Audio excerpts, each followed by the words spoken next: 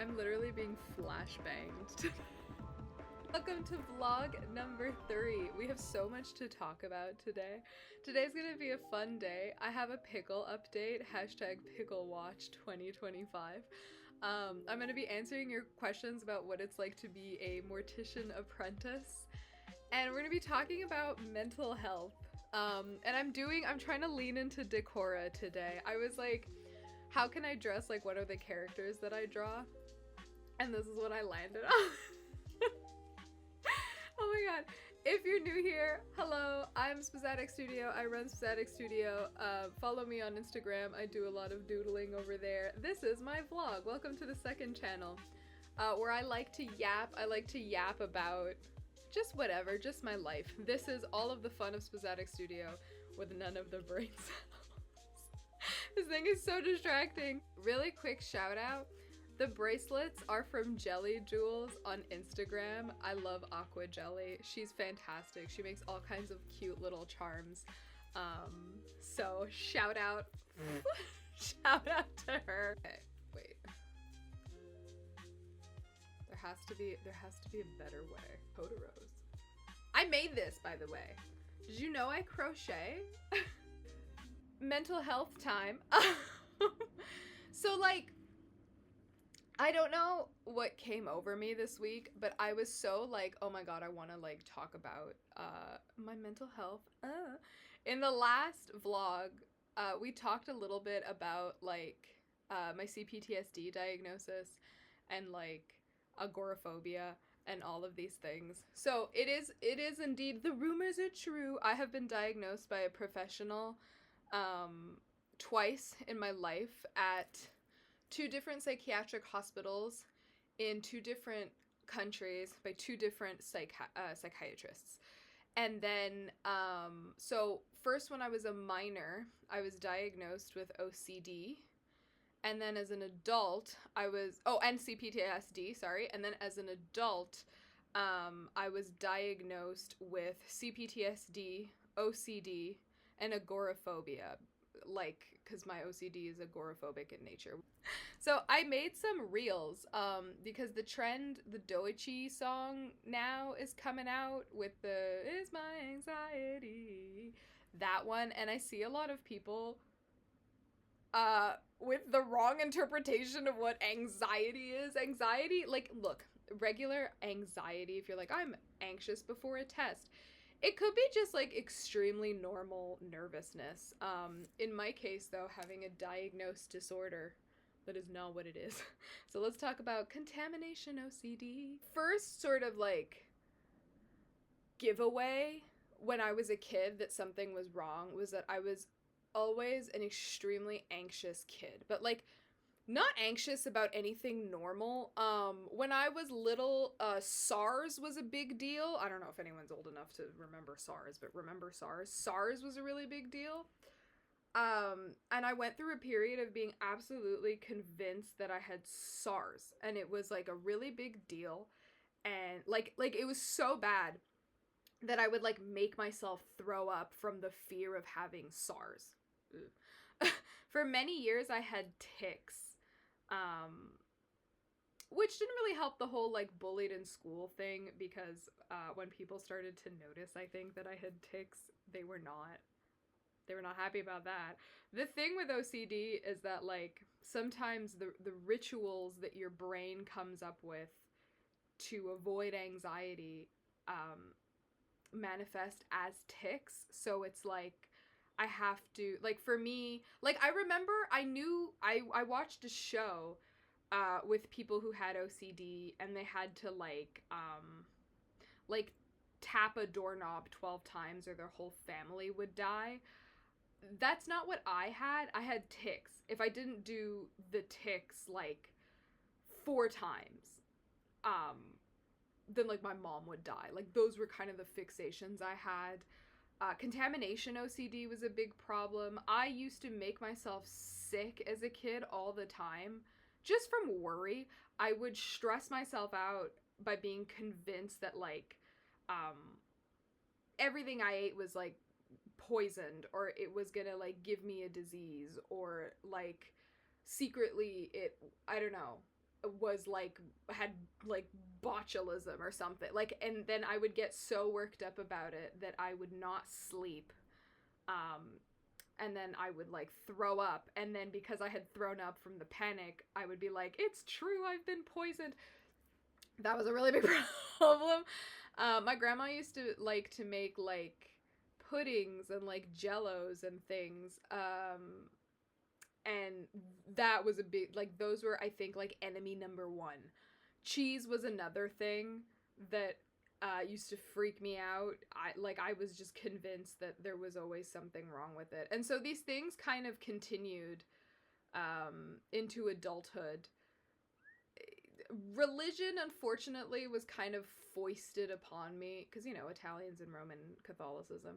And then the problem with that was that it fueled my OCD, because I felt like I remember, like, if somebody was traveling in my family, I felt that I had to, like, do the rosary, but, like, not in the way that you would usually do the rosary, in, like, my own weird psychotic way, because if I didn't do it, something bad was gonna happen.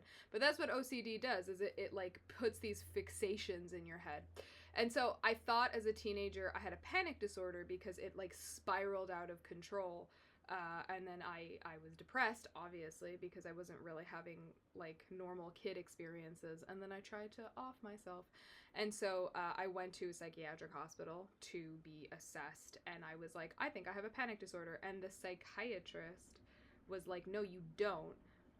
She's like, because what you're describing is intrusive thoughts. She's like, and you're aware that like what you're having is anxiety. When I have a panic attack, it's not like, oh, I don't know what's going on. I'm my brain is panicking. I'm fully cognizant that it's a panic attack. And I know that it's irrational. I just, like, my body goes through the physical symptoms of anxiety anyway. Which is a big problem, right?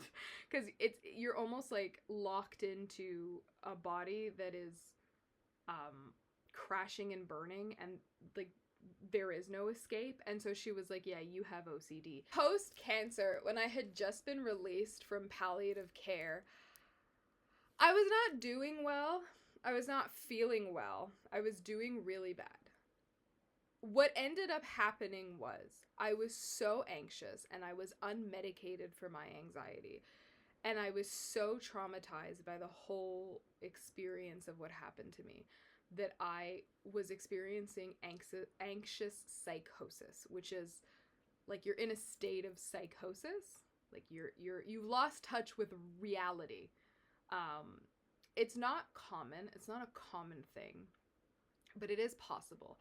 And usually, allegedly, it's seen in people with like schizoaffective disorders, which I don't have. But the issue is, at the time of having the tumor, they were giving me ketamine for pain management, and ketamine doesn't work because I have a metabolic disorder, and so nothing happens. It just makes me sick. So I'm still in pain, but I get really, really sick. And it's because my metabolism doesn't, like, interact with drugs the way that it should, and so sedatives and painkillers are, like, it has to be an NSAID or it won't work. But we didn't know the extent of the issue, and so ketamine also causes splitting. And so the anesthesiologist later was like, "Hey, I think we dosed you wrong." And I was like, so I checked myself into, after I had this psychosis at home, and I don't remember how it went away. I get, like, because I kind of, like, I don't, like, I have to go off the information that people give me, because I'm not in my, like, right mind, and so it's not like I have, like, oh yeah, a memory of doing this and this and this. Once the episode was done, I was like, okay, I have to check myself into a psychiatric hospital. And so I went and I saw a psychiatric nurse, and they were like, you are not sick enough to be admitted, because it's not like you're having, like, psychosis, like prolonged psychosis. And so they were like, so they gave me olanzapine, which is a schizophrenia medication, and they said, like, try this the next time you have a panic attack, because sedatives don't work. So I don't have, it's not like I can take, like, a clonazepam or a Xanax. I was allergic to olanzapine. It gave me a full body, open sore, like, rash and, like, itch. It was horrible. And they were like, okay, never mind. And then they were like, we'll give you an SSRI. And so on top of the Remron that I was taking, they also gave me Zoloft. And that helped a lot. And so I've upped my Zoloft dose, 3 times now? The other problem with the metabolic disorder is my brain, like, plateaus very easily on medication that may need, like, dose adjustments. So while we were investigating this whole ketamine thing, I remembered that this was not my first episode of psychosis, and we were like, oh my god, this has been happening way back in my early 20s. I was going in for very routine conscious sedation procedures. And here, at least in Canada, they don't give like propofol, because my relatives in the States have had colonoscopies on propofol, which is like an anesthesia medication. Here they give you, it's like a mix of like fentanyl, Versed,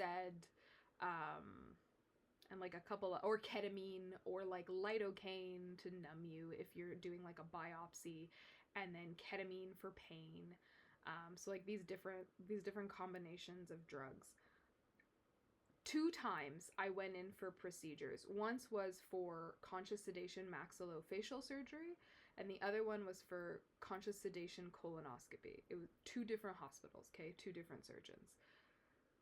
The first time, I remember them injecting me with, I guess, the fentanyl, and then I woke up, I guess I don't know, passed out.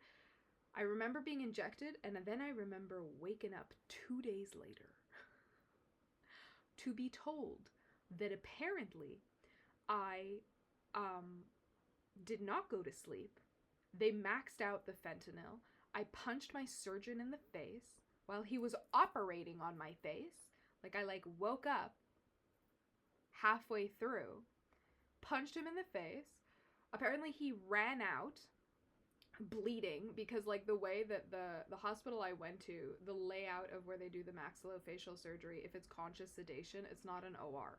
Like, it's literally like, there was like the waiting room, and then there was like a little like a separation kind of like wall corridor thing, and then maxillofacial.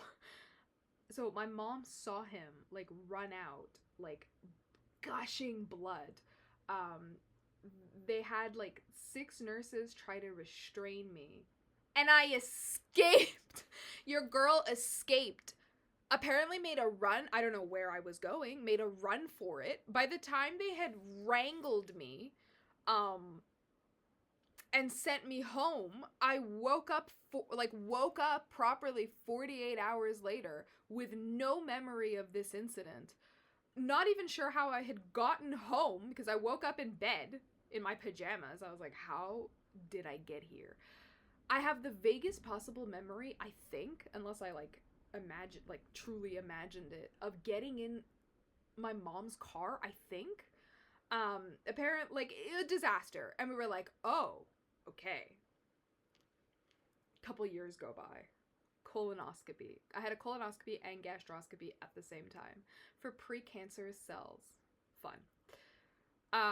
So again, they were like, okay, this time we'll give you ketamine and whatever. We'll give you, and Versed, which is muscle relax. We'll give you a bunch of shit. Surely it will make you pass out.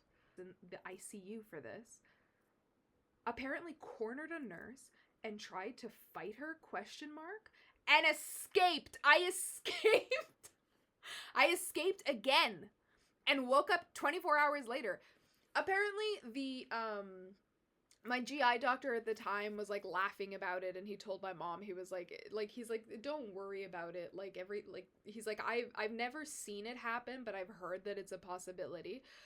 He later told me when I went for my follow-up, he was like, I gave you enough medication to put down like a 40-year-old man.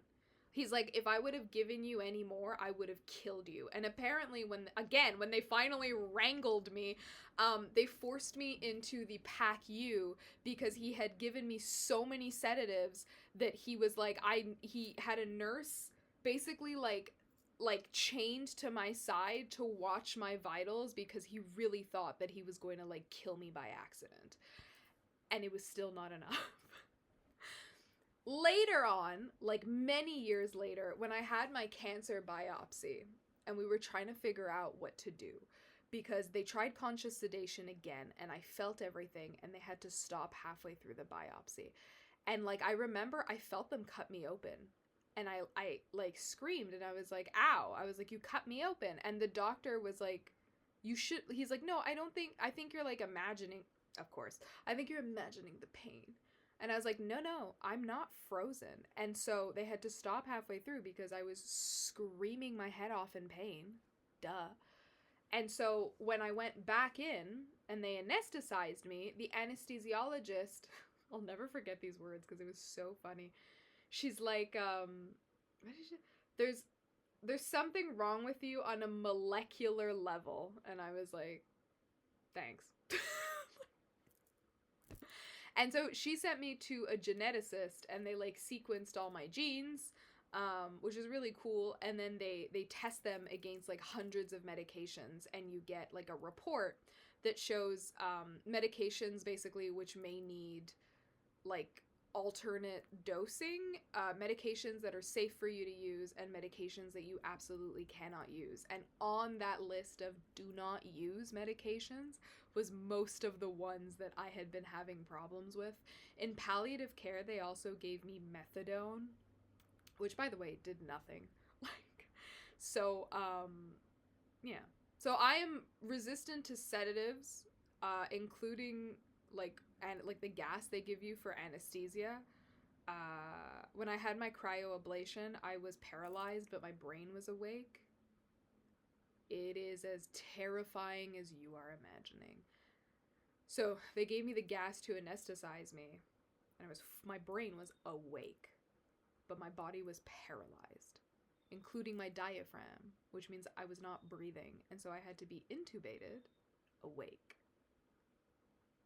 The way that it was described to me was that these medications and people with intolerances, because you're like nervous, let's say to like have a surgery and you're in fight or flight, it kicks off the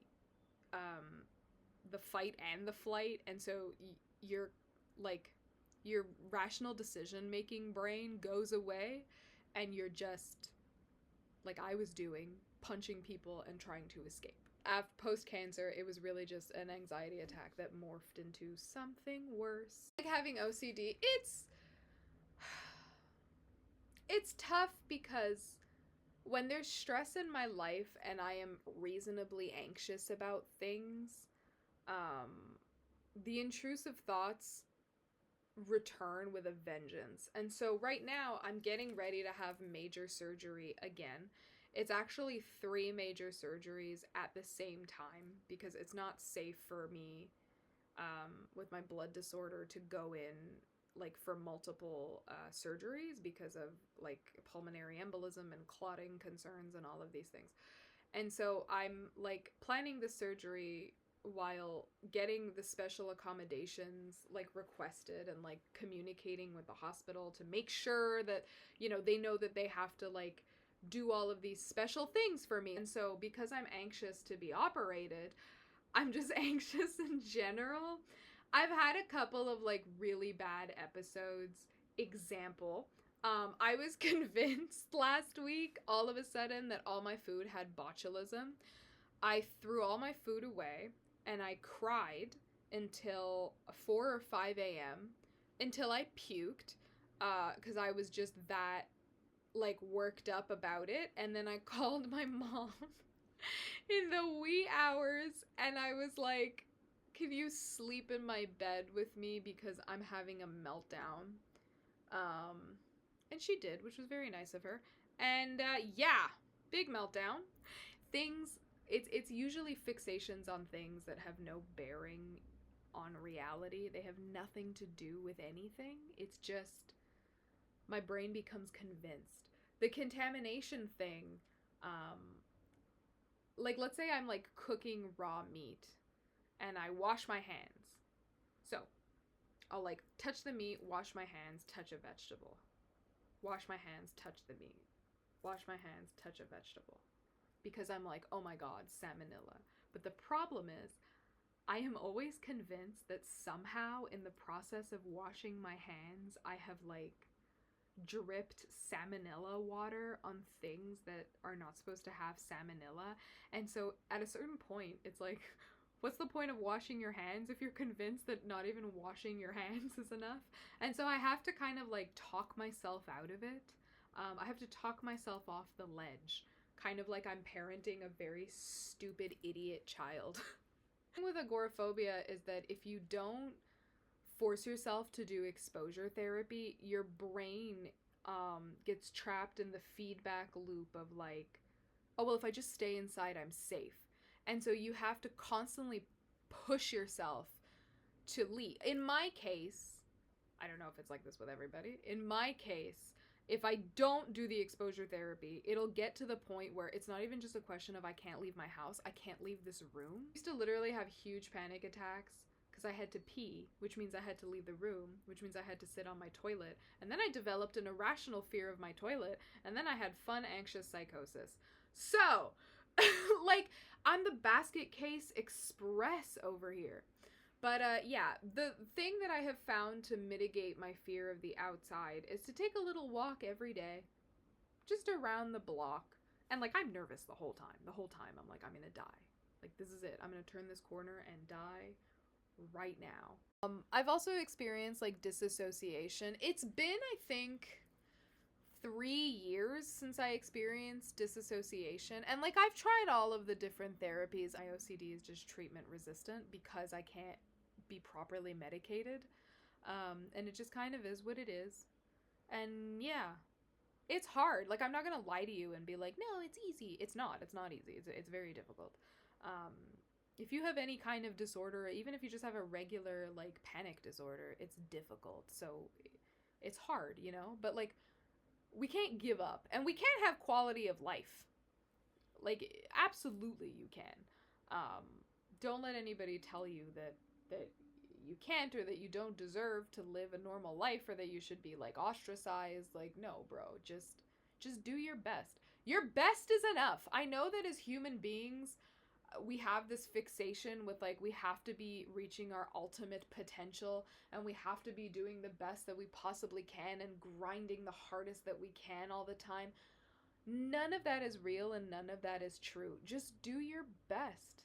And that's hard enough. And that is enough for you to do. It's enough on your plate to just do the best that you can. You don't have to pressure yourself by adding additional nonsense and moving the goalpost of what you think is good enough. So that's my tale. Those are my tales. I know that everybody has been DMing me like, drop the story time about the anxious psychosis. There you go. There it is. I am the bane of the hospital's existence. My surgeons are cool though. They're like, you know what? It is what it is. My psychiatrist is like, girl, like, it is what it is. My grocery order is in for more vegetables that I think are ideal for pickling. Also spoon peeling. Ginger supremacy. I'm gonna actually do the math. So much salt. God willing, it'll be enough. I just inhaled some of it. Okay, let's do it. It says 1 star anise, but I'm gonna add 2. The spirit of the pickle tells me so. We want the thick boys on the bottom. So, broccoli boys. Oh yeah, it's the smell of broccoli and Sichuan peppercorn that makes my pickle smell quite so pickly. It's gonna be a stinky batch. Long beans. Maybe get a celery in there. This bitch is dense, man. Oh. Like, this is the pickle jar of determination. Most people will tell you that pickling is not, in fact, an intuitive process. And to those people, I say, clearly you don't believe in the spirit of the pickle. I really don't think you pickle enough, no. I have to stir to disperse? Girl, good fucking luck. I packed this bitch like my life depended on it. I might have to actually take some shit out of here, I think. Damn it. Damn it, pickle. Maybe the time has come to admit defeat. Okay. What is that? What is that? What are you? Oh, this I can't pickle things. What are you? What is that? Oh, I think it's just a piece of the radish.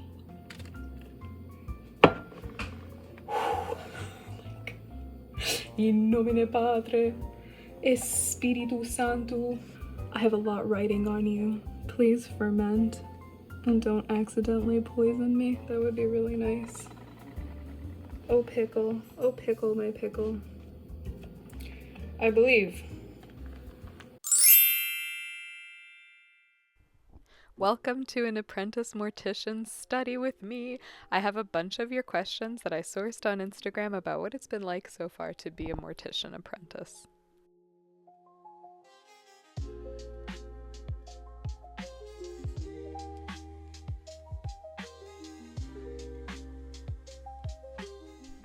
So the first question is, I wanted to get into it when I was doing beauty school. How did you get into it? So actually, I'm supposed to be training as an archaeologist. Post-cancer, I just don't have the health or the money or the time to devote to being shipped all over the world. So I actually ended up doing 3 degrees at community college, and I thought I was going to eventually do a PhD. And then when I realized that it just wasn't possible, I kind of racked my brain as to what I wanted to do. Being a mortician is something that's always really interested me, and so it just kind of seemed like a good time. The second question is, why a mortician? Are you scared of what you might see? I don't think I'm scared of anything like creepy looking. It's more so there are times where it can be sad. Like, for example, sometimes, young kids like lose their parents, and obviously it's not ideal. And so I guess the things that I fear are I don't want to really be in a position where I have to organize a funeral for an extremely tragic death. Like, that's really sad. The next question is, does it take a mental toll on you with work when it comes to certain age groups or in general? Yeah, like I said, nobody wants to litigate a funeral for a child. Nobody wants to see a child go to their parents' funeral. So definitely it has the potential to become a lot. Somebody asked, can you eat the clay? No, I don't believe that you can, and I wouldn't try. And the last question is it spooky? So many people ask me this. My post office lady asked me once, yeah, but what if you see a ghost? And I was like, well, if I see one, I see one. Maybe I could get some really cool Zach Baggins evidence. I don't think it's spooky. I find that the funeral home where I work has a really calm and serene atmosphere. I noticed it when I went in for the job interview. I just really enjoy being there, and I really like the staff, and both managers are really excellent. So far it's never felt spooky. I will say though, our kitchenette is downstairs with the morgue, and so I eat my lunch a lot of the time sitting next to corpses. And they kind of just keep me company, honestly. So I don't know. I'm not too freaked out about it, I guess. But everybody's different. Everybody has a different bandwidth for this sort of thing. I hope you enjoyed. We have reached the end of the psychosis story time hour. But if you liked my vlog, squingle that bwingle, boingle that squingle, please do stick around. Come join me. I do really fun Q&As, and I yap about things that people want to hear about, and then maybe you'll find a really fun medical story time. Check out the main channel if you want some videos with a little bit more thought behind the eyes, and come hang out with me on Instagram if you just want to see the things I draw. And very extremely special new segment. We're doing a little fan art segment today. This is by Aku. Aku is a patron. Hi, Aku. Thank you for being a patron. You are so lovely, and I love hanging out with you. And we've collaborated before, and it was just great and lovely and good. Check them out, akuzan.com on Instagram. And again, Softcore, check them out. Check out Jelly Jules on Instagram. And that's it. Be nice to yourself, and I'm rooting for you if you have a panic disorder. Okay, I love you. Bye.